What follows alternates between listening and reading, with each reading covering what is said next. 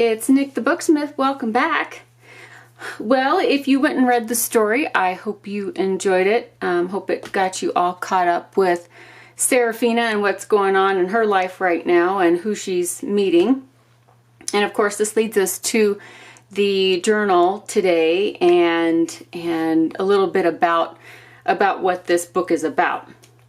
So, what do we look at first? I guess it doesn't matter.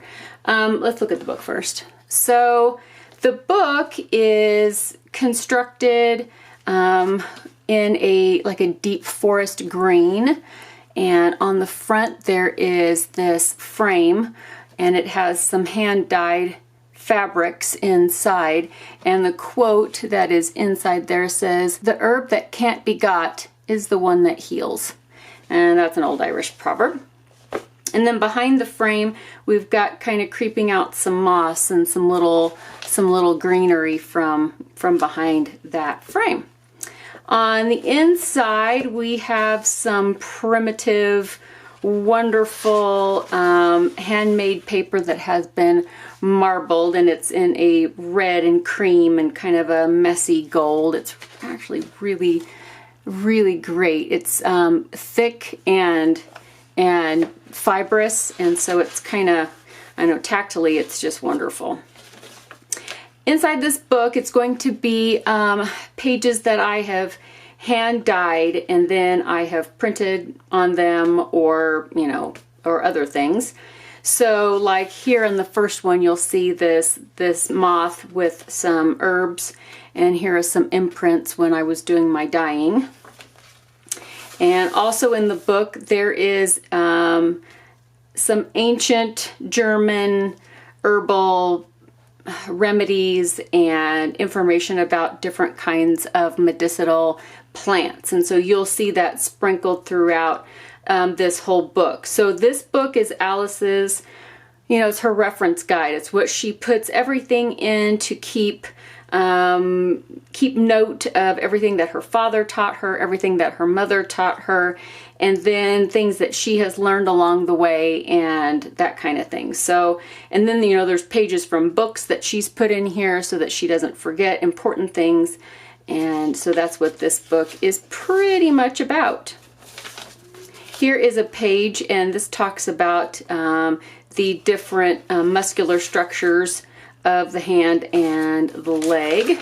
And then on the inside, there are some recipes, and this is from a book from the early 1800s, and it is, as you can see, there's, lead. That's why they didn't live too long. They mixed lead and laudanum. It's quite the cocktail.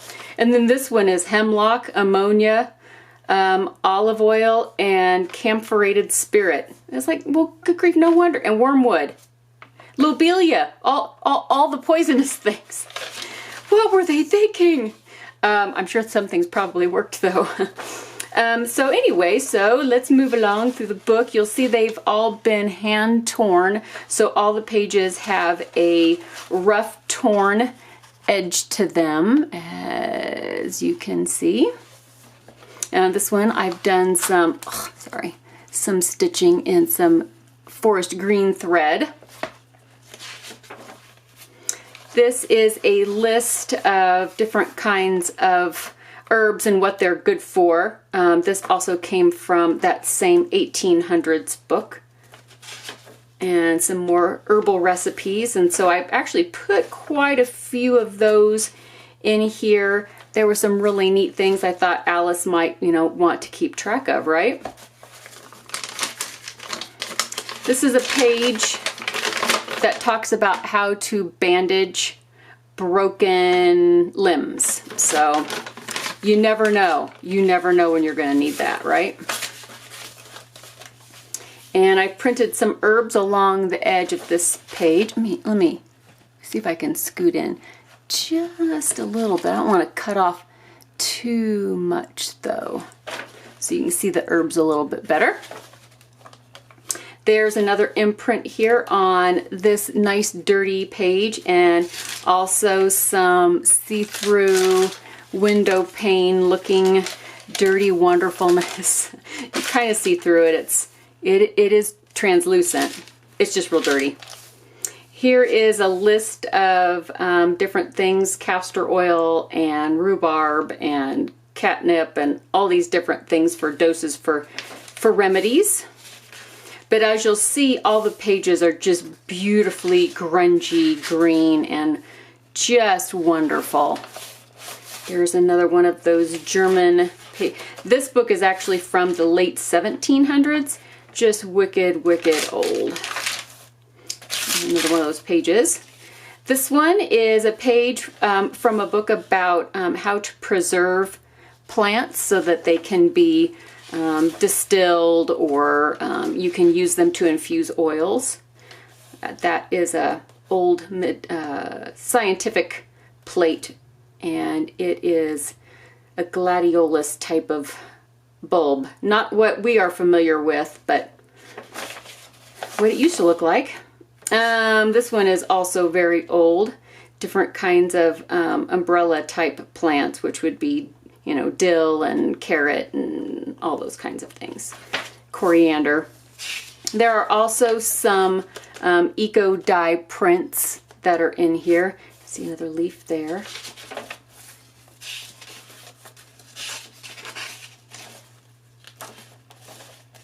And here, and also over here on this side. This is some notes that were taken in the mid-1850s from a doctor who was treating a little baby girl that had scarlet fever. So you never know when you're going to need that. So she kept that. This is a page about foxglove, its properties and its identification. There's another one of those old German pages. Some more herbs. I better move along. It's going to take forever, isn't it? And some more herbs down there.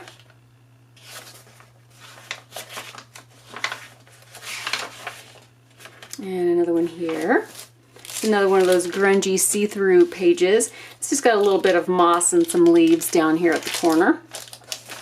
This is a page of, this side has all kinds of tinctures and remedies that can be mixed together for, you know, for different things. And then this side is different poisons and then their antidote. Very important stuff. More herbs, more herbs, more herbs. More dirty, grungy pages. I like how this one looks like it's been like rained on, and then there's a leaf behind it. That turned out really cool. More herbs on this page, just kind of a ghosty imprint. Here is the skeletal system.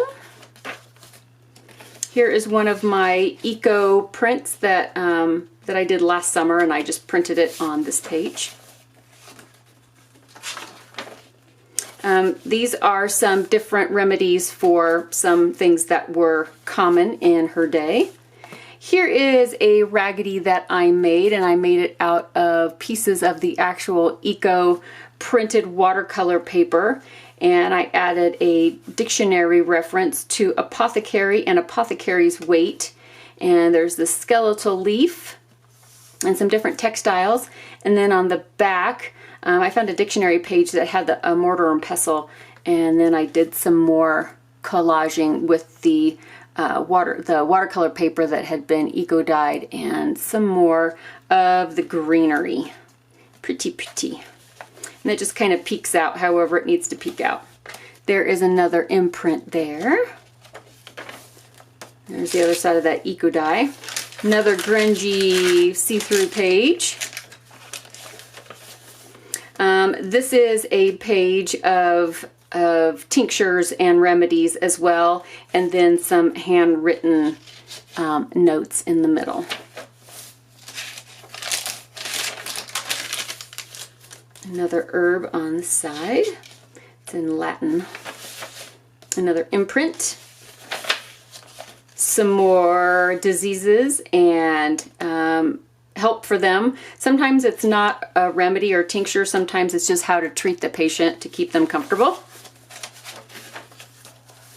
And this is from a wicked, wicked old book. So this book was printed in 1777, and it outlines how to take care of drying flowers to preserve their natural color, to preserve the essence that's in them so that you don't lose that. And then on this side, some of you might be familiar with essential oils, and there's a blend out there by one of the companies called it's a Thieves Blend, and I knew it came from a book. Well, I kind of found the book it came from, so I put in, this is the vinegar of the Four Thieves. This is just the vinegar version. They use this for an antiseptic during the Black Plague, and so that is there, the whole section on that, and then I added some more over here, and then with how to preserve the flowers. So I just thought that was just kind of cool. You never know. She might need an antiseptic, right? Of course she did. There's another eco dye page, and I did some rough hand stitching along the edge of that just to give it some texture. A little light imprint there. And there's another one of those German pages. This is a page of scarlet fever with some herbs on the side. So that gets tucked in there. More pages. This is lavender and another one of the German pages. I cannot read German, so there you go. It is what it is. Some kind of thistle of some sort. And another one.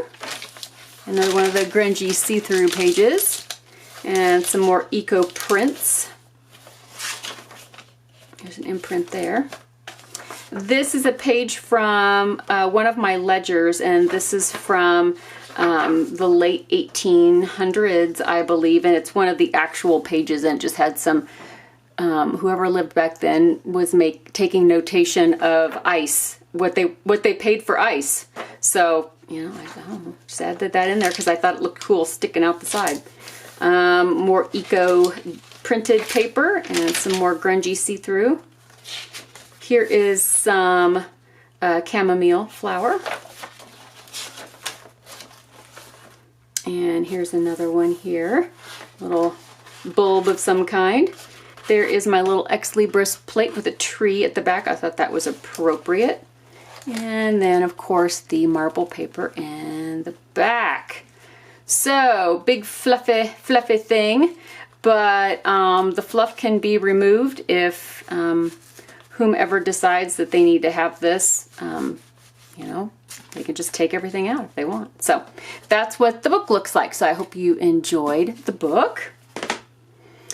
Let's move along to the other things. So one of the things that Seraphina noticed, if you read the story, was the unique moth that she had never seen before. She had never seen the likes. And here is a rendition of that moth. And I made this little moth from wool felt and feathers. And so he's got little feather antennae. And he's got little feather on his wings. And he even has some beads and some little Dusty Miller fronds. And I made him into a brooch so that he could be worn on a lapel or, you know, a jacket or a scarf or something. But his little feathers, you know, they kind of flap in the breeze. He's kind of fabulous. So that is the moth. And then this is Alice's apothecary box. It says herbs up at the top, and there is some eco printing. And the front, I can't turn it too much because there's stuff inside. But there's like a dark green plate. There's little locking snaps. And then on the side, there's some plates with some floral, little floral pattern. And then there's little leather and stud hinges. Let me see if I need to if I need to zoom in any. Should I do it sideways? I don't want to make anybody dizzy by looking sideways. So let me grab something to put behind. It's a little jar. That'll work. All right. So inside is going to be all kinds of stuff. Just all kinds of stuff. So I will show you. So there are, let's look at this little section first. There is a little tiny book that I have made so that it could be worn as a pendant on a chain if somebody chose to do so. And it's just blank paper inside, but it wraps up. It's a piece of leather, and it just has a tie that wraps around it. And then inside is, you know, just a little notebook. So that can be worn, and it has a little beaded charm off the spine here. The little gypsy bell. So let's close that up and just wrap it around. And then I just tuck this under twice. I go around the middle of that twice. So I thought that might be a cool thing for, you know, Alice to be wearing around her neck to take notes. And we also have some things for making bandages and some little pins to hold the bandages closed. This is a book that I have recreated. It's an actual book. It is from the 16th century. I believe it was 1569 or something like that. And it is called, see if I can get the camera to actually focus on what I'm holding and not behind me, because that's what it's doing. So it's called Herbs to Season, Herbs to Cure. And then inside I have recreated it page by page with all the remedies inside, because I thought Alice might, you know, keep a hold of something like that. And it's just a short little book, but it's just reference material that I thought Alice should keep around or something, you know. I had to tell myself when to stop. The bottom of the box, if you can see, has been like collaged with some of the dyed paper and some book pages. So that's what it looks like under there.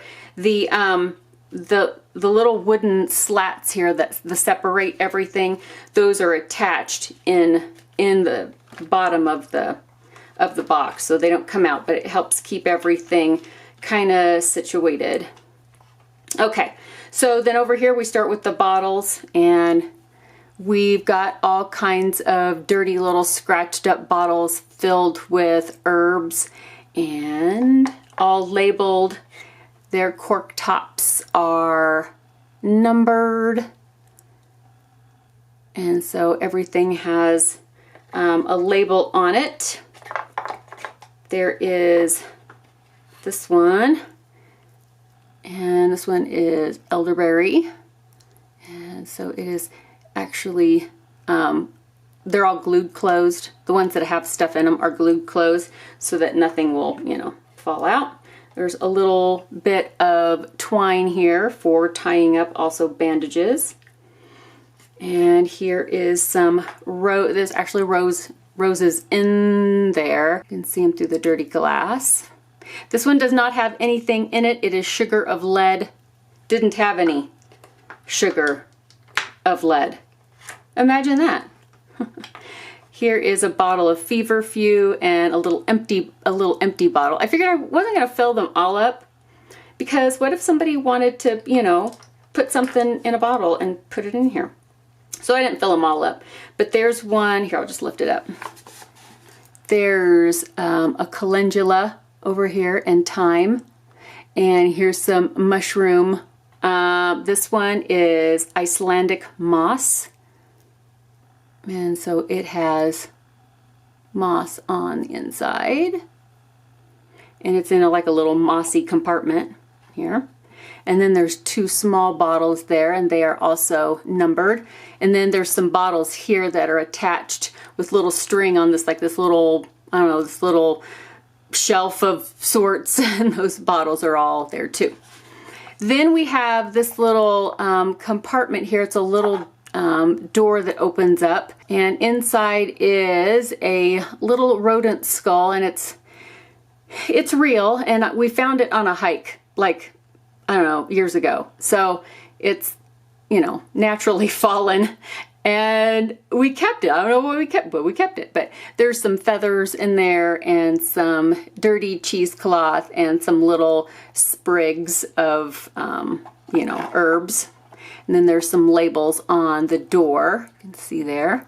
And then this is a little optician's lens that went in their little testing, you know, their little tool that tested your eyesight, just like, kind of like they do now, but, you know, but it was 150 years ago. So I figured she might use this as like a magnifying glass to see real close-up things. So I just kind of slipped that little lens right in there. And then on the lid, you'll just see some different labels that I put on the lid for fennel seed and a dosage for milk thistle and just some different things. Because her father was an apothecary, she learned some traditional medicine, some compounding and, you know, that kind of thing. And then her mother, who came from the Bavarian forest, taught her all about the native herbs and what they did as, you know, their camp and their family to cure different things that came about with the people that lived there.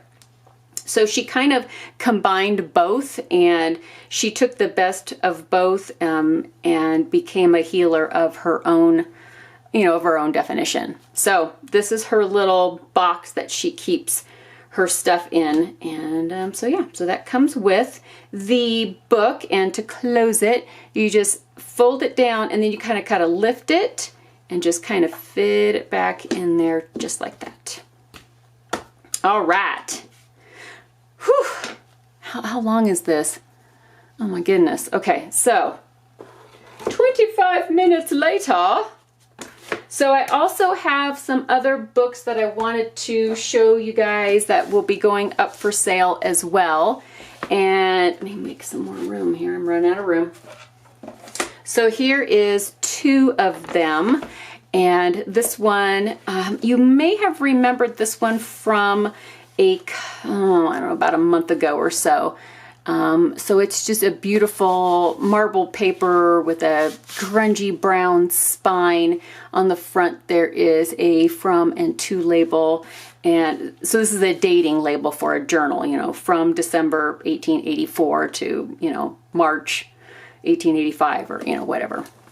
So basically it is just my random junk journal-y kind of deal. There's no sewing in this one. It is just filled with paper. So there's this one. And then this one is also done with a marbled paper front and the back.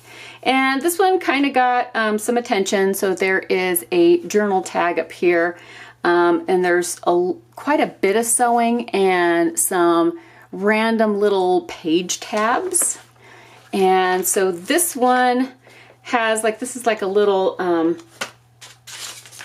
me use this piece of paper. You know, it's like a little place to like slip things, you know, pocket.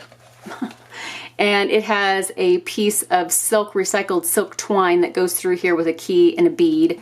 And it's just kind of fed through there.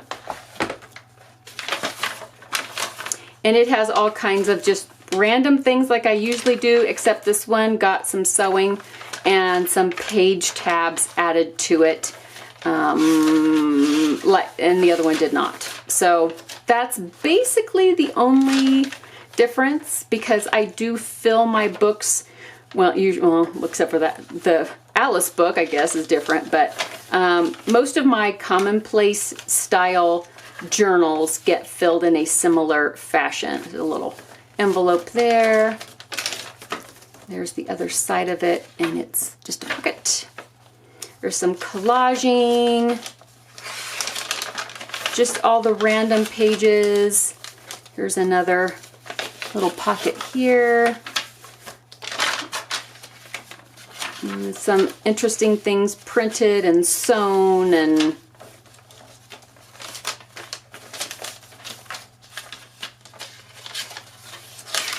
some funky little, you know, page tabs, some maps, some sheet music, some of Hallie's imprints that I did on parchment paper from her kit, some of that deli paper,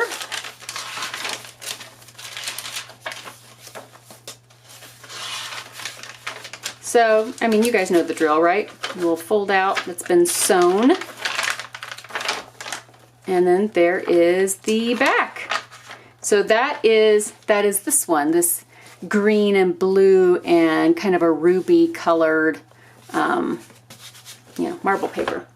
And then we have this one, the Ode to the Ferns, that you saw the other day, and it will be also going up for sale. And several of you wrote me and asked if I would sell it privately, and so I don't do that anymore. I used to reserve books for individuals, but I got so many people that would be asking for the exact same book that it just wasn't, it's like it wasn't fair to everybody. So I just decided no custom orders, no pre-sales, no reserving. I'm just going to put them up for sale and, you know, let the cards fall where they may, kind of a thing. And so these will all be going up for sale at the same time. But I wanted to show you that I had done some work on that envelope that I told you about that I was going to turn kind of into a raggedy. So I did some work on that. So it's got some little tabs that hang out the edge. And then we did look through this the other day. And then here is the raggedy that I was, that I had showed you that I was working on. So I was going to be finishing that up today. And I grabbed some scraps of paper and some of my little number quotes. And I thought, well, we'll just do this thing. We'll just do it. I am fighting a cold. I have a sore throat and, you know, horrible, like sinus pressure, all, you know, all the fun stuff, just all the stuff that just makes life complete, right? So I am exhausted and not sleeping very well. That's probably why I'm exhausted. And so that's why I haven't been filming, is because I don't feel well. And so I'm trying to reserve as much energy as humanly possible and get some quality filming out, and try not to do a lot of extemporaneous stuff at the moment, because I'm just tired. I'm just tired. So I'm going to put this little Denison label, it's a dirty one. So I thought I would put that inside, just kind of put that at the bottom. I had folded a piece of book page in half, and I had stapled that on this to kind of make like a tab. And then this extra piece of paper I had attached, just glued it on, and then I just got some textiles. And I also glued these on just to the edge, just to make a little bit of another little bit of a tab that would, you know, stick out over there. And I thought what I would do is there's a number on one side of this, and I thought I would put something on the opposite side as well, so that it's interesting on both sides. So I'm going to put this little extra number just on the back here, so that it will be interesting coming or going. Always an important thing to be interesting coming and going. And let's see, back here, I thought what I might do is have some more book page. So I've got this one, and well, there's a couple things I wanted to do. So I wanted to have some, I don't know, some book page kind of hanging out. Is that weird? So I'm going to just put some glue on this, kind of down to where I want it to peek out.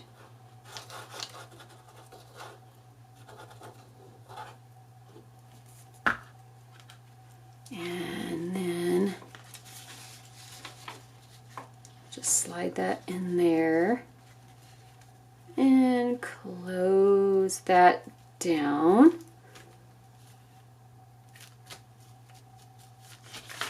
Try to make it as even as humanly possible. I don't know if this is a good idea or not. It might be the cold medication talking, but I just thought it would be kind of cool to have a little bit of just a book page hanging out at the bottom of the book. I don't know. Maybe it's a really dumb idea. It could be really dumb. We will find out. And let's see. Here's a little adventure. I thought this little adventure tab, this little label that I had typed out needed to be, you know, somewhere so we can all feel adventurous.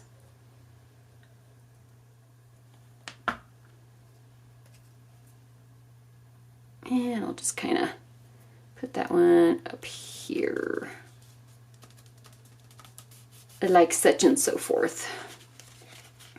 And then this way, this can be just like a little folder to slide things inside the book. Maybe. I don't know. I'm just kind of grasping at straws here because my brain's not working. Not a whole lot of brain cells that are like communicating at the moment. So, oh, I think I'm done with that. I'm done with numbers. No more number quotes. Oh, righty.